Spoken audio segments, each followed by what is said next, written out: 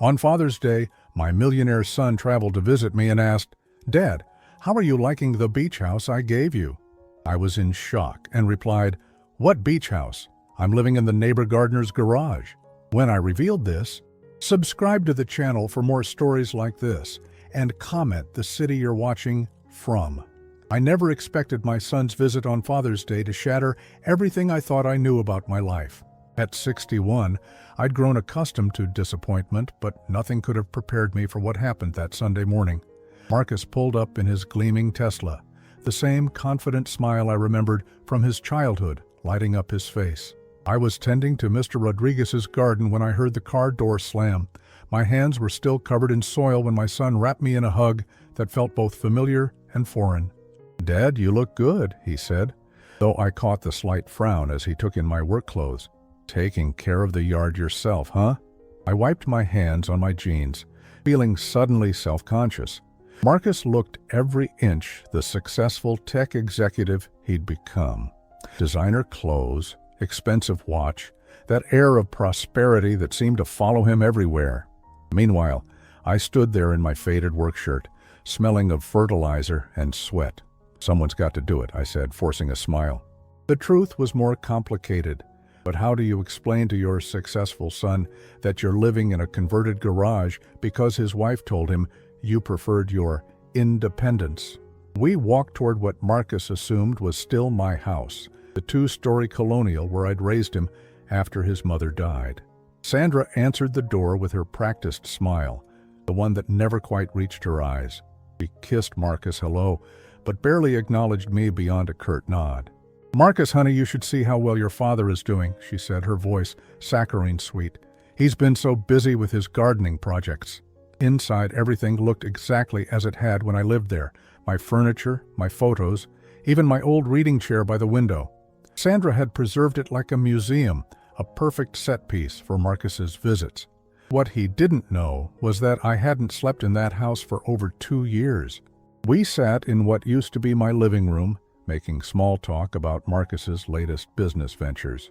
Sandra hovered nearby, interjecting whenever I tried to speak, steering the conversation away from anything too personal. It was a dance we'd perfected over the years, though Marcus had never noticed the choreography. "Dad," Marcus said suddenly, leaning forward with excitement, "I've been meaning to ask, what do you think of the beach house I got you?" The words hit me like a physical blow. I felt my face go cold, my hands trembling slightly as I set down my coffee cup. "What beach house?" Marcus laughed, thinking I was joking. "Come on, Dad. The place in Santa Barbara. 3 bedrooms, ocean view. Sandra said you absolutely loved it when she showed you the photos." I looked at Sandra, whose face had gone completely pale.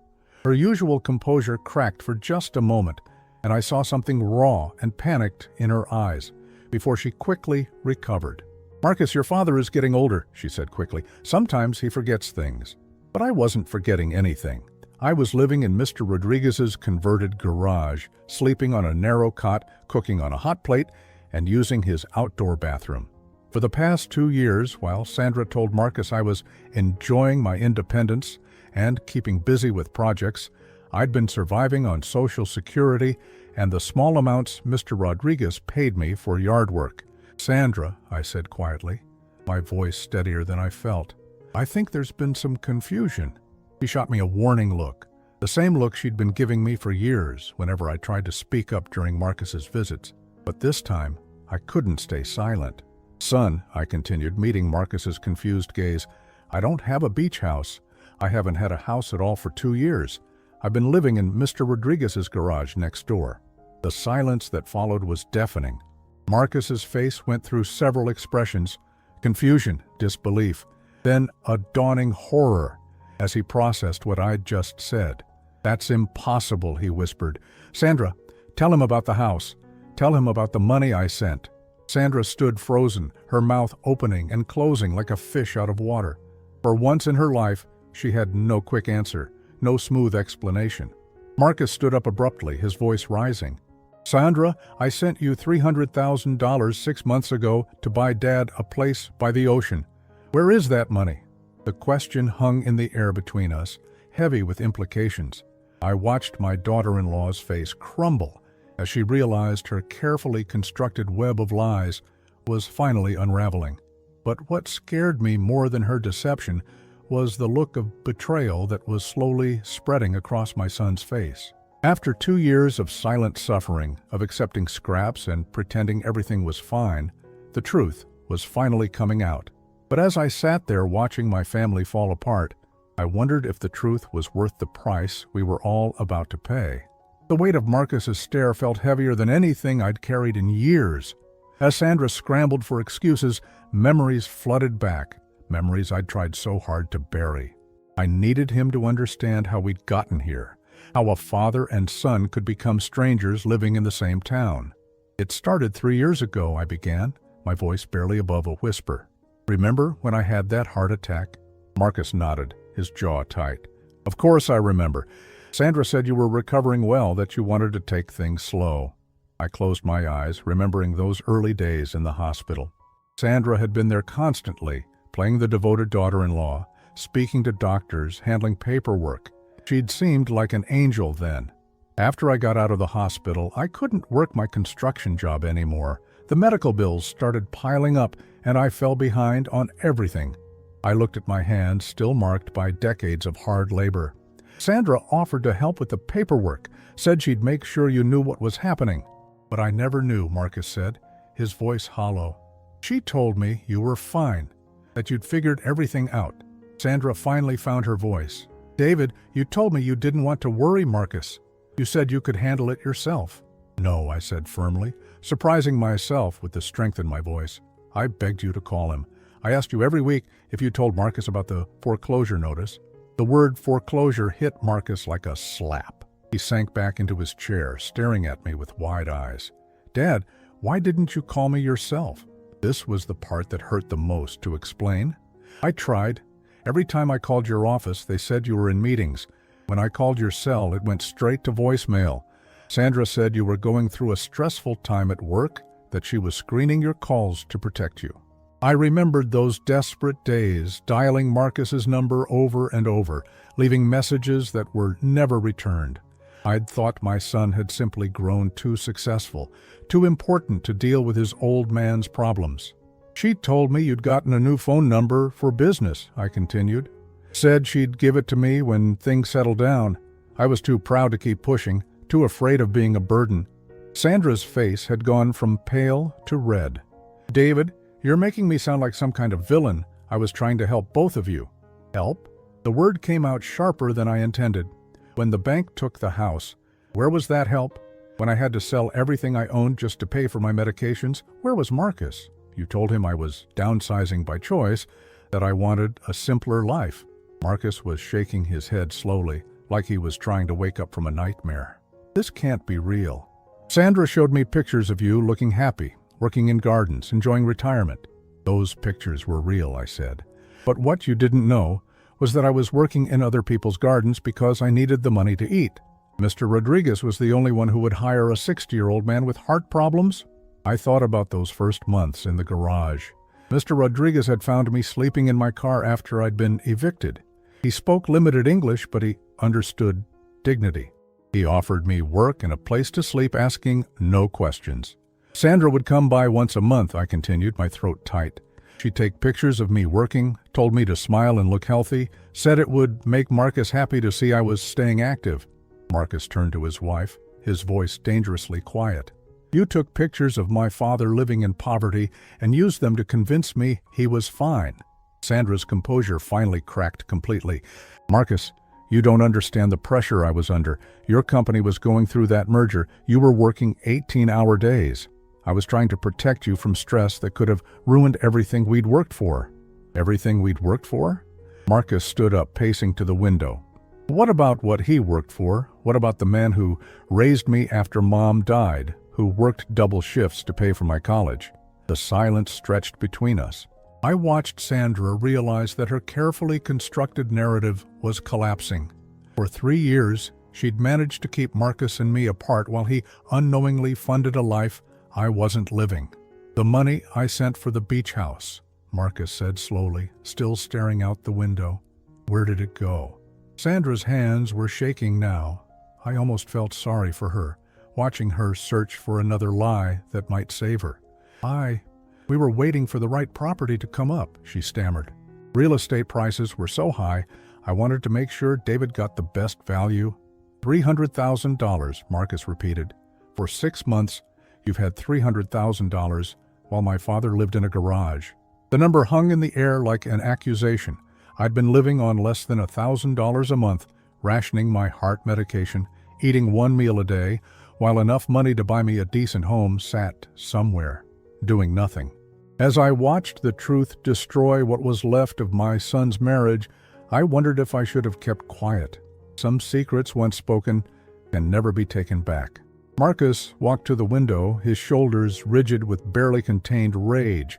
The silence in the room was suffocating, broken only by Sandra's shallow breathing. I could see her mind working, calculating, trying to find a way out of the corner she'd painted herself into. "Show me," Marcus said without turning around. His voice was cold, controlled in a way that reminded me of his mother when she was truly angry. "Show me the bank statements, the real estate listings, the contracts. Show me where my father's money went." Sandra's laugh came out high and brittle. "Marcus, you're being dramatic. The money is safe. It's just what?" He spun around, and I saw a fury in my son's eyes that I'd never witnessed before. "It's just earning interest while my father rations his heart medication?" The words hit me like a physical blow.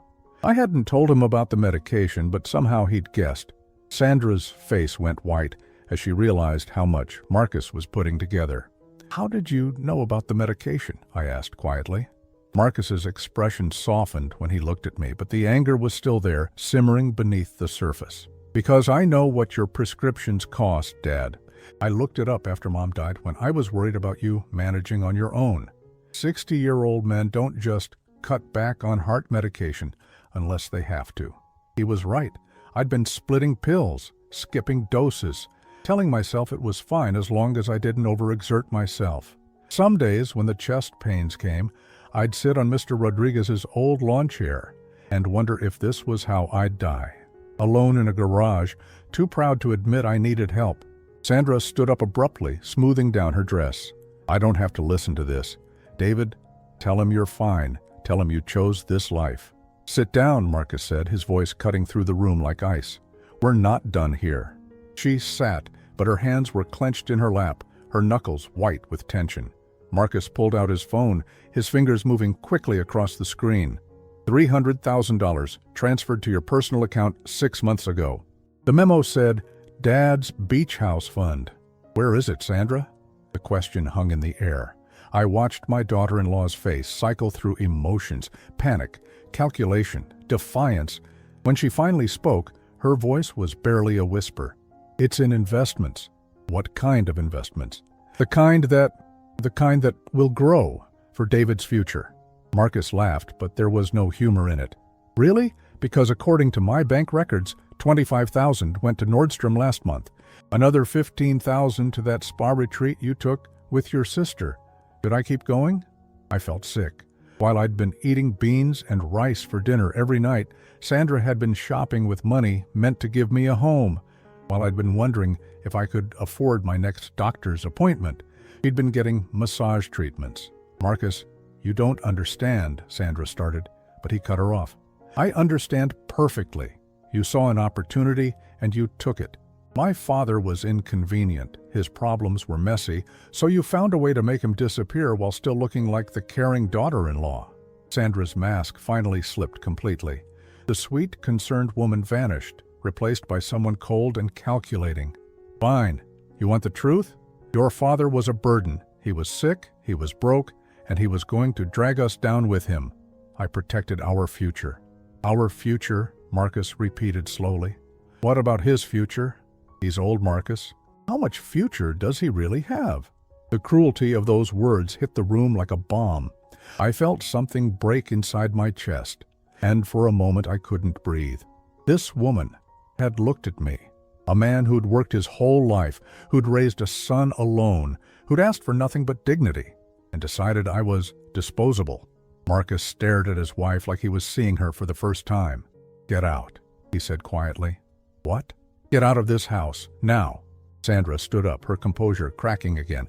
"Marcus, this is our home. You can't just— This is my father's home. This is his furniture, his belongings, his life that you've been playing house with for 2 years. Get out before I call the police."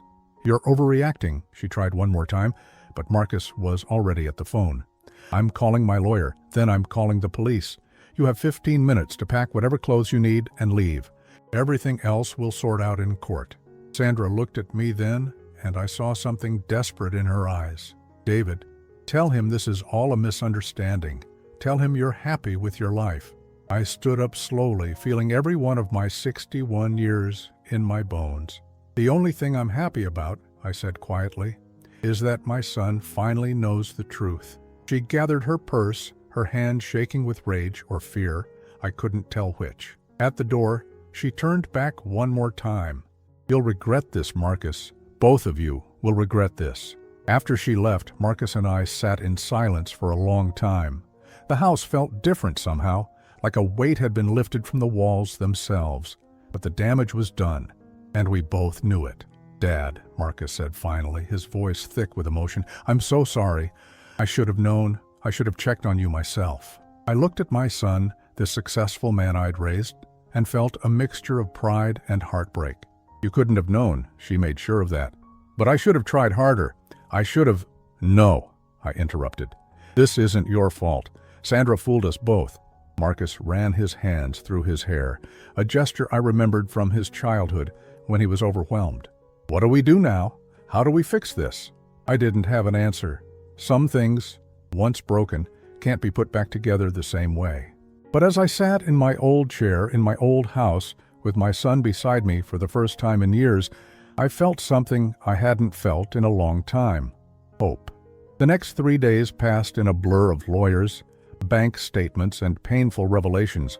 Marcus had taken time off work, something Sandra had always claimed he could never do, and thrown himself into unraveling the web of lies that had defined our family for years. I moved back into my own house that first night, sleeping in my own bed for the first time in 2 years. The familiar sounds, the way the moonlight fell across my bedroom floor, the comfort of my own pillow. It should have felt like coming home. Instead, I lay awake, staring at the ceiling, overwhelmed by everything that had changed and everything that couldn't be undone. Marcus had been relentless in his investigation. He'd discovered that Sandra hadn't just spent the beach house money on shopping sprees and spa treatments. She'd invested heavily in a business venture with her brother, a restaurant that had failed within 6 months, taking $100,000 with it. Another $50,000 had gone to credit card debt she'd hidden from Marcus. The remaining funds were scattered across various accounts, some of which she'd emptied just days before Marcus's Father's Day visit. She knew, Marcus said, pacing around my kitchen on Wednesday morning. She knew I was planning to visit, and she was trying to cover her tracks. I poured coffee for both of us, my hands steadier than they'd been in months. Having access to my own kitchen again, being able to make coffee without rationing it, felt like a small miracle. "What did your lawyer say?"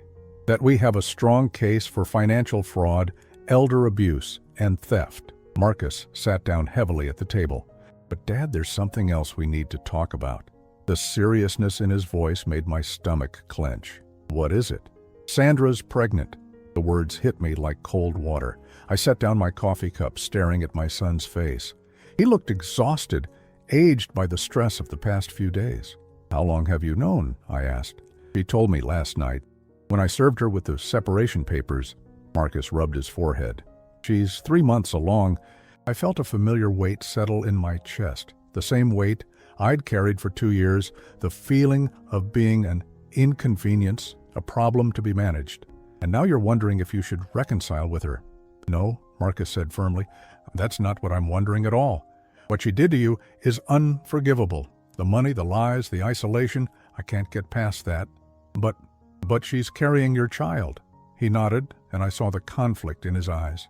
This was my son, the boy I'd raised to value family above everything else. The same values that had made Sandra's deception so effective were now tearing him apart. "Marcus," I said carefully, "what does she want?" "To come home, to pretend this never happened. She's claiming the pregnancy hormones made her irrational, that she was trying to protect our marriage by not burdening me with your problems." I almost laughed at the audacity of it.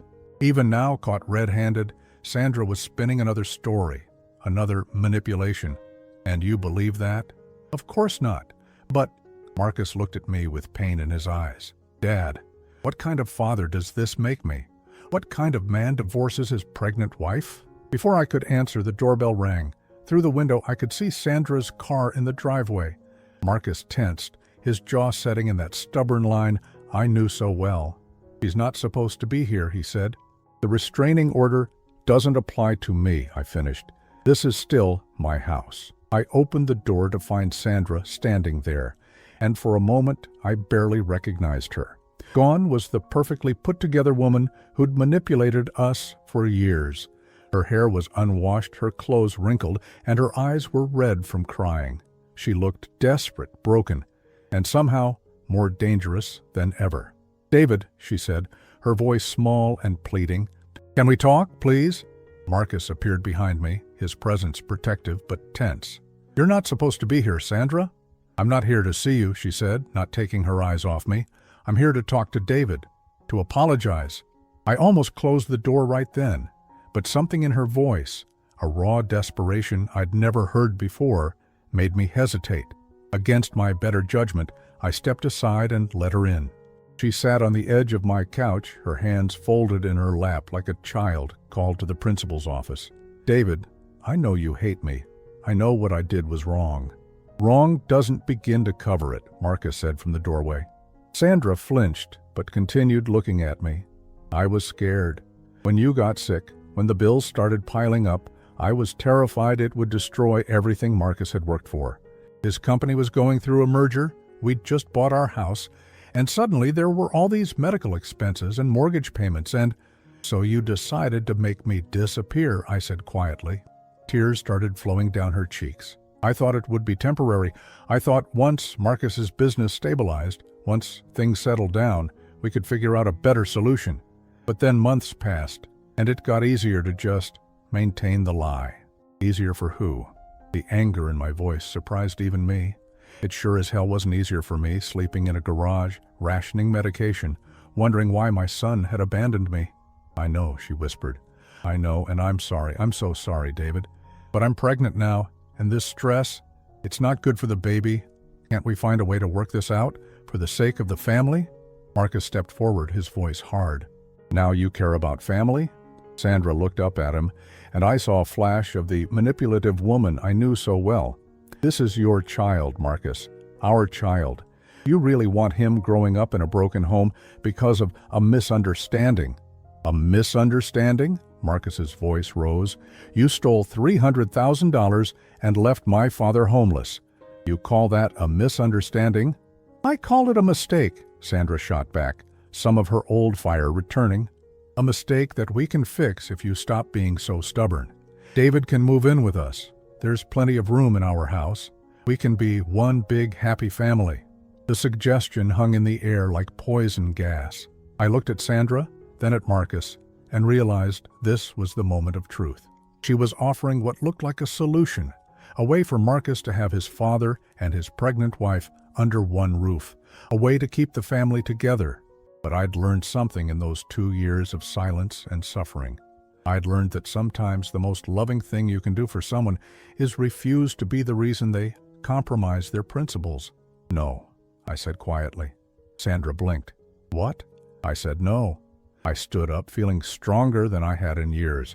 "I won't be the excuse you use to manipulate my son. I won't move into your house and pretend everything is fine while you teach my grandchild that lies are acceptable as long as you don't get caught."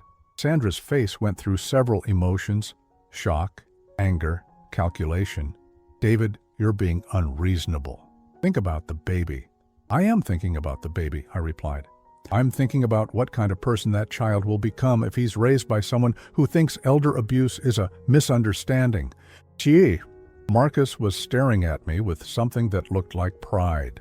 Sandra, realizing she was losing control of the situation, played her final card. "Fine," she said, standing up and placing a protective hand over her belly. "But when this baby is born and asks why Grandpa David isn't in his life, what am I supposed to tell him? That you chose revenge over family?" Sandra's words about the baby hung in the air like a threat wrapped in sentimentality. I watched her standing there, one hand protectively over her belly, using her unborn child as a weapon in her war for control. It was masterfully done, I had to admit. She knew exactly how to twist the knife. Marcus's face was a battlefield of emotions. I could see him struggling, torn between his justified anger at Sandra's betrayal and his deep-seated desire to be a good father. The pregnancy had complicated everything, adding layers of guilt and obligation that Sandra wielded like an expert. "You'll tell him the truth," I said finally, my voice steady despite the turmoil in my chest. "You'll tell him that his mother chose lies over love, manipulation over honesty, and maybe, if you're lucky, he'll learn from your mistakes instead of repeating them." Sandra's composure cracked again. "David, please. I made mistakes, but I can change. We can all move forward together." "Some things can't be undone," I replied. "Trust, once broken, doesn't just magically repair itself because it's convenient." Marcus stepped closer to me, and I felt his hand on my shoulder. "Dad, what if we tried family therapy? What if we worked through this together?" I looked at my son, seeing the hope in his eyes, the desperate need to believe that his growing family could somehow be salvaged. It broke my heart to watch him struggle with this impossible situation. "Marcus," I said gently, "I need to tell you something that happened last month. Something I didn't mention before." Sandra's face went white. She knew what I was about to say. "I had a heart episode while working in Mr. Rodriguez's garden. The pain was so bad I couldn't breathe, couldn't stand. Mr. Rodriguez called 911, and they took me to the emergency room." Marcus's grip on my shoulder tightened. "Dad, why didn't you tell me?" "Because I tried to call Sandra from the hospital. I begged her to contact you, told her the doctors said I needed someone to make medical decisions if my condition worsened." I looked directly at Sandra, who was now trembling. "Do you want to tell him what you said, or should I?" Sandra's voice came out as a whisper. "David, please. She said you were in important meetings all week, that she'd handle any medical decisions herself as my emergency contact." I felt the familiar tightness in my chest as I remembered that conversation. But what she really meant was that she didn't want you to know I was sick again, because if you knew, you might ask questions about why I was living in a garage instead of the beach house you'd paid for. The silence that followed was deafening. Marcus slowly removed his hand from my shoulder and turned to face his wife. "You knew he was in the hospital and you didn't tell me?" "Marcus, I was trying to protect you from what?" His voice was rising again. "From being there for my father when he needed me? From being the son he raised me to be?" Sandra started crying again, but these tears felt different, more calculated, more performed. "I was scared, okay? I was scared that if you knew how sick he was getting, you'd blame me for not taking better care of him. And instead you decided to let him possibly die alone in a hospital room," Marcus said, his voice hollow with disbelief. "He didn't die," Sandra protested. "He was fine." "No," I said quietly, "I wasn't fine. I spent 3 days in that hospital wondering if I'd ever see my son again, wondering if I'd die without ever getting the chance to tell him how proud I am of the man he became." Marcus sat down heavily in my old reading chair, his head in his hands. The weight of everything, the stolen money, the lies, the isolation, and now this final betrayal was crushing him. I wanted to comfort him, but I knew he needed to work through this himself. "There's more," Sandra said suddenly, her voice taking on a desperate edge. "Things you both need to know before you make any permanent decisions." Marcus looked up, exhaustion written across his face. "What now, Sandra?" "The restaurant investment with my brother, it wasn't a failure. It was successful, very successful." I felt a chill run down my spine. "What do you mean?" "I mean, the business is thriving. My brother bought out 2 more locations last month. The money isn't gone, Marcus. It's growing." Marcus stood up slowly, his face going through several expressions as he processed this information. "You told me the restaurant failed. You said the investment was a total loss." I lied. Sandra's voice was barely audible. "I kept the money in the business because I thought, if things got bad between us, if you ever wanted to divorce me, I'd have something to fall back on." The room felt like it was spinning. This woman had not only stolen my son's money and used my suffering as a cover story, but she'd also been planning for the eventual failure of her marriage while playing the devoted wife. "So let me understand this," Marcus said, his voice dangerously quiet. "You took money meant to buy my father a home, invested it in a business, lied to me about the business failing, and kept the profits as insurance against our marriage ending?" Sandra nodded, tears streaming down her face. "But Marcus, I can make this right. The business is worth more now than what you originally sent. We can buy David an even better house, a bigger place. Everyone wins." "Everyone wins?" Marcus laughed, but there was no humor in it. "Dad spent 2 years living in poverty while you built a secret nest egg with his money. How exactly does everyone win in that scenario?" Before Sandra could answer, there was a knock at the door. Through the window, I could see a young woman in a business suit carrying a briefcase. "That'll be my lawyer," Marcus said. "I called her this morning." Sandra's face went pale again. "Marcus, please, think about the baby. Think about our future." "I am thinking about the future," Marcus replied, as he went to answer the door. "I'm thinking about what kind of father I want to be and what kind of example I want to set for my child." As the lawyer entered and began discussing legal options, Sandra made one final desperate play. She turned to me, her voice taking on the sweet, manipulative tone I knew so well. "David, you have grandchildren to think about now. Don't let your hurt feelings rob this baby of a relationship with his grandfather. Be the bigger person here." I looked at this woman who had systematically destroyed my life while smiling to my face, who had used my love for my son as a weapon against both of us. And I realized something profound. I didn't need to be angry anymore. Anger gave her power over me, made me reactive and predictable. Instead, I felt something I hadn't experienced in years, complete clarity about who I was and what I wanted. "Sandra," I said calmly, "I will be in this baby's life if and when Marcus decides that's what's best for his child. But I won't be manipulated into it, and I won't pretend that what you did was acceptable just to keep the peace." I paused, letting the words sink in. "You keep talking about being the bigger person, but you've forgotten what that actually means. The bigger person doesn't enable lies. The bigger person doesn't sacrifice their dignity for the illusion of family harmony. The bigger person stands up for what's right, even when it's hard." Sandra stared at me like I was a stranger, and in many ways I suppose I was. The broken, desperate man she'd manipulated for 2 years was gone. In his place stood someone who had learned the difference between being loving and being a victim. 6 months later, I stood in the workshop behind my house, running my hands over the smooth surface of a rocking chair I'd been crafting for weeks. The wood was cherry, hand-selected from a local mill, and every joint was perfect. It was the kind of work I'd dreamed of doing when I was younger, before life got in the way, before I spent decades in construction, just trying to make ends meet. The settlement with Sandra had been surprisingly straightforward. Faced with evidence of fraud and the testimony of both Marcus and Mr. Rodriguez, her lawyer had advised her to cooperate. The business she'd secretly invested in was indeed successful, worth nearly $500,000 by the time everything was sorted out.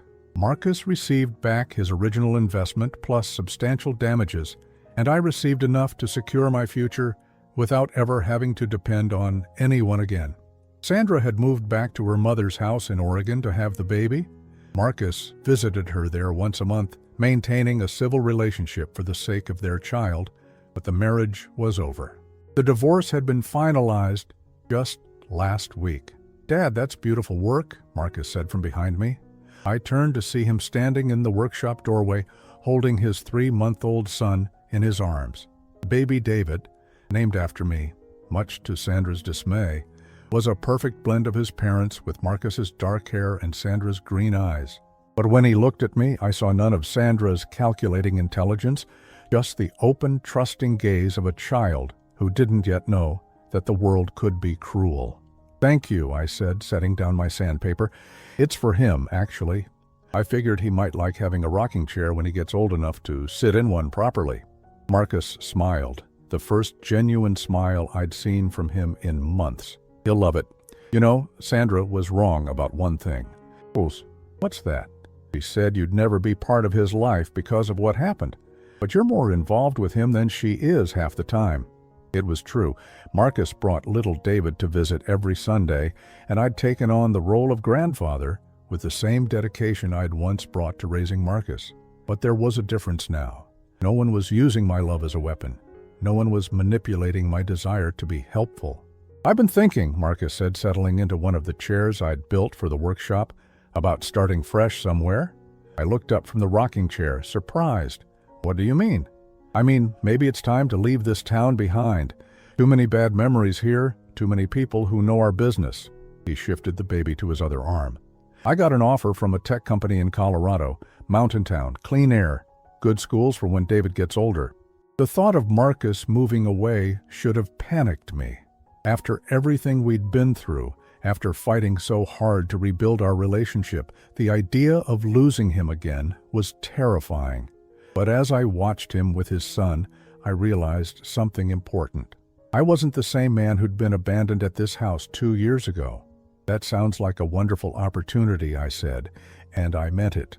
Marcus looked surprised. "Dad, I wasn't asking for permission. I was wondering if you'd come with us." The words hit me like a gentle wave. "Come with you?" "Not to take care of David. I know you're not looking to raise another baby at 62, but maybe to be near him as he grows up. Maybe to have a real relationship with your grandson instead of just supervised visits." I set down my tools and really looked at my son. He was 35 years old, successful, and capable, but in that moment, I saw echoes of the little boy who used to follow me around the house, asking endless questions about how things worked. "What about Sandra?" Marcus shrugged. "What about her? She made her choices, and they have consequences. I won't keep David from her, but I also won't let her dictate how the rest of us live our lives." I thought about it seriously. Colorado meant leaving behind everything familiar. This house, Mr. Rodriguez and his family who had become dear friends, the small community of neighbors who now knew the truth about what had happened and treated me with genuine respect rather than pity. But it also meant something else. It meant being part of a family again, not as someone to be managed or controlled, but as someone whose presence was genuinely wanted. "I have a workshop full of tools and half-finished project," I said finally. Marcus grinned. "Colorado has plenty of wood. I hear the furniture makers out there do pretty well." Over the next month, we made plans. Marcus sold his house, the one he'd shared with Sandra, the one filled with memories of lies and manipulation. I put my house on the market too, though I kept it long enough to finish several pieces of furniture I'd been working on. Mr. Rodriguez helped me pack, his English much improved from our 2 years of friendship. "You are a good man, David," he told me, as we loaded the last of my woodworking tools into the moving truck. "You deserve happiness." Sandra called Marcus the night before we left. I could hear her voice through the phone, high and agitated, as she demanded to know why she wasn't consulted about the move, why she hadn't been given a chance to relocate near her son. "Because you lost the right to make those demands when you chose money over family," Marcus told her calmly. "David will have your address. If you want to be part of his life, you'll find a way that doesn't involve manipulating or controlling anyone." The drive to Colorado took 2 days. Marcus drove the moving truck while I followed in my pickup, baby David secure in his car seat beside me. It felt strange, being trusted with something so precious, after years of being treated like I couldn't be relied upon. We settled in a town called Boulder Creek, nestled in the mountains with a population of just under 10,000.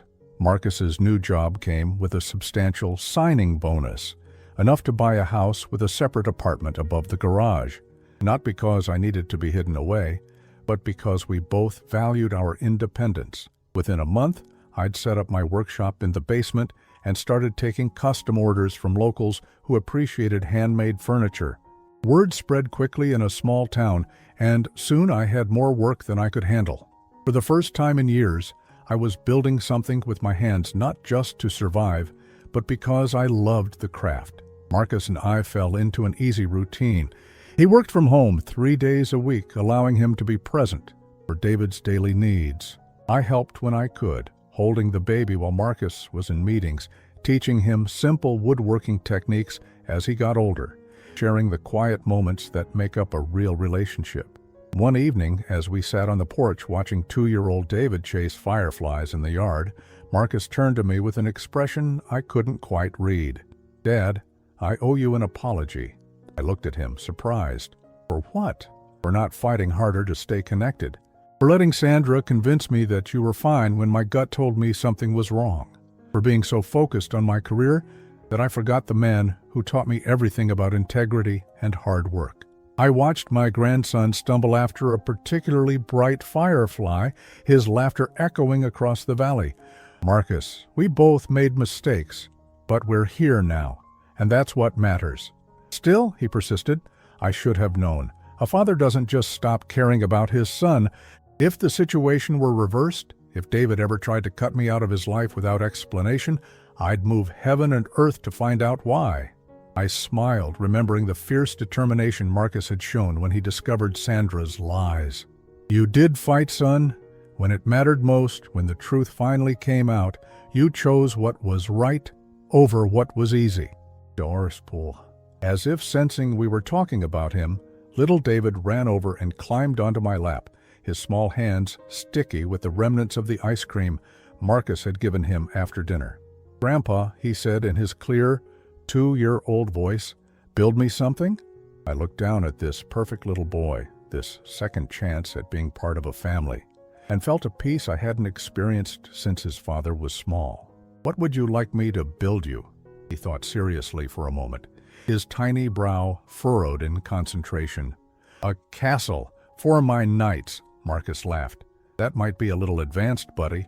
But I was already picturing it in my mind, a wooden castle, complete with towers and a drawbridge, sized perfectly for a little boy's imagination. "I think a castle sounds like exactly the right project," I said, ruffling David's hair. "But first, you'll have to help Grandpa in the workshop. Learning to build something properly takes time and patience." As we sat there in the gathering dusk, 3 generations of the same family, finally at peace with each other, I realized that Sandra had been wrong about everything. She thought family was about control, about managing other people to serve your own purposes. She'd thought love was a tool to be wielded rather than a gift to be shared. But real family, the kind we were building here in this mountain town, was about choice. It was about showing up for each other not because you had to, but because you wanted to. It was about building something together that was stronger than any individual part. The rocking chair I'd made for David sat on the porch beside us, waiting for him to grow into it. But he was already growing into something else, a relationship with his grandfather built on honesty, respect, and the simple joy of spending time together. As I watched him chase fireflies with his father's protection and his grandfather's encouragement, I knew we'd all found our way home.